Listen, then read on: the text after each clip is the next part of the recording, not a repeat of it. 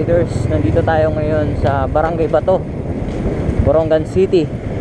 At ngayon ay titignan natin yung photo ops point para sa Samar Island ngayon, April 19, 2021. So by the way, dito pala yung photo ops point ng Samar Island dito sa Borongan City.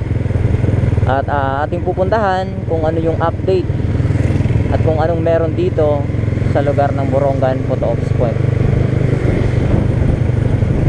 Mga kamotor riders, nandito tayo ngayon sa isang photo ops point ng Samar Island. Ayan, pino-construct nila yung daanan. Hopefully sana magawa nila to bago yung Samar Island, kaso mukhang hindi aabot.